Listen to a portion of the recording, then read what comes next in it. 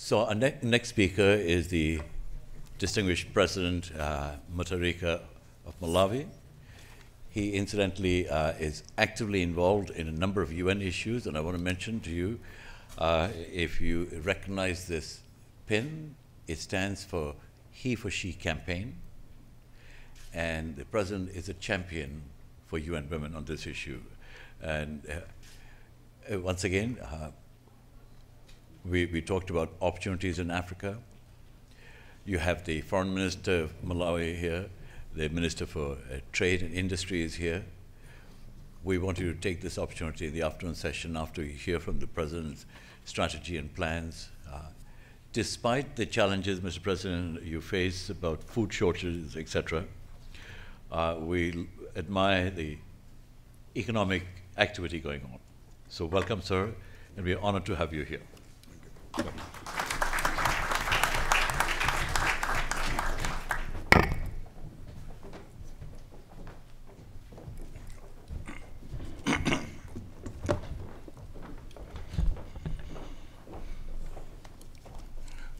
Your Excellencies, first of all, I would like to take this opportunity to express my sincere gratitude to our host, Thomson Reuters, for organizing such a strategic and informative event for the African heads of state and government. The importance of the African trade investment in infrastructure development and fostering regional economic integration cannot be overemphasized. Although the African continent has made positive strides in market integration through trade liberalization within regional economic communities, intercontinental and regional trade remains dismal compared to trade in other regions outside Africa. This underperformance is largely attributed to a poor state of transport infrastructure and limited investment in infrastructure development. You may wish to know, Your Excellencies and distinguished gentlemen, ladies and gentlemen, that this situation has led to poor linkages among African countries and limited industrialization on the continent. For this reason, Africa has continued to export raw and semi-processed products to markets outside Africa. However, it is important to note that under the various African regional economic communities, positive steps and strategies have now been put in place to ensure the benefits of regional economic integration and realize that they have impact on economic development and poverty reduction in our countries. Under the Southern African Development Community, SADC, Common Market for Eastern Africa Commission, the Republic Free Area, industrialization is high on the agenda for fostering regional integration. We all agree that industrialization, value addition, promotion of regional value chains is a catalyst for economic growth in Africa.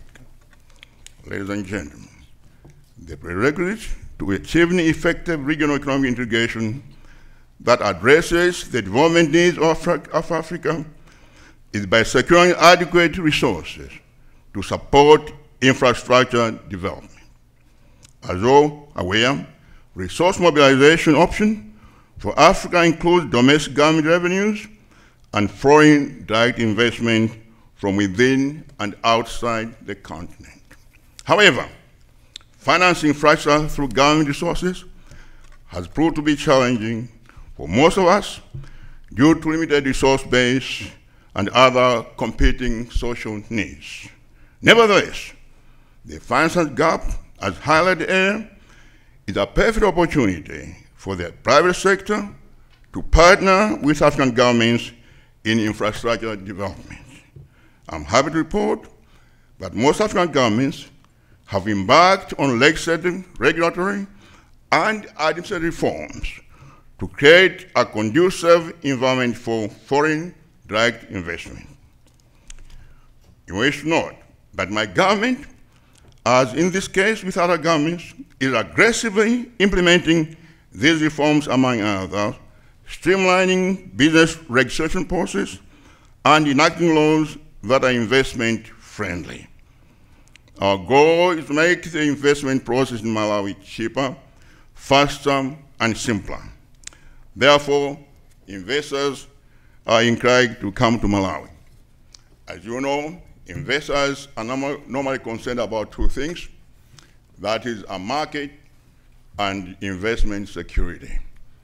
In the case of Malawi, although we are a country of 50 million people, we have a huge market through SADC, COMESA, African region, through AGOA, United States, and through Europe under the EBA, everything but arms initiative of the European Union.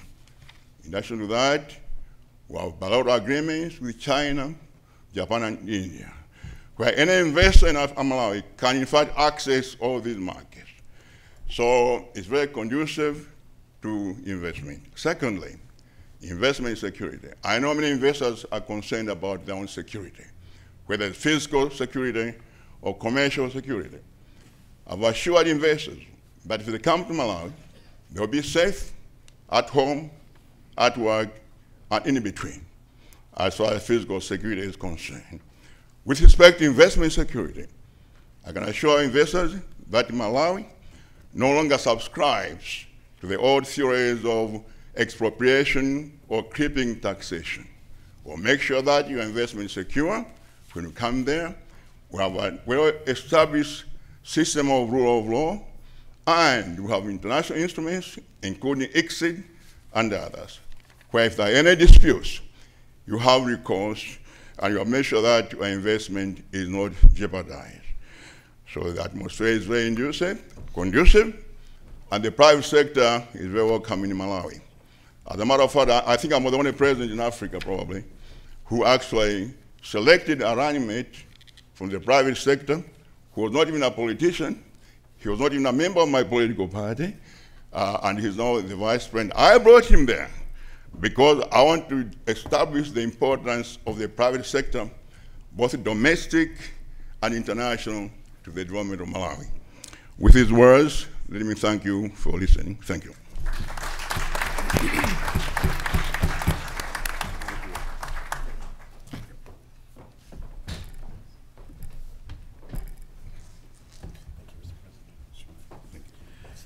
Thank you, Mr. President. Hi, Mr. President. We really appreciate your comments and remarks, and I also want to take this opportunity to thank my good friend, Ambassador Brian Bowler, who's in the audience as well, who's a permanent representative of your permanent representative based here. Doing business in Africa, you can't afford to be without Africa Investor.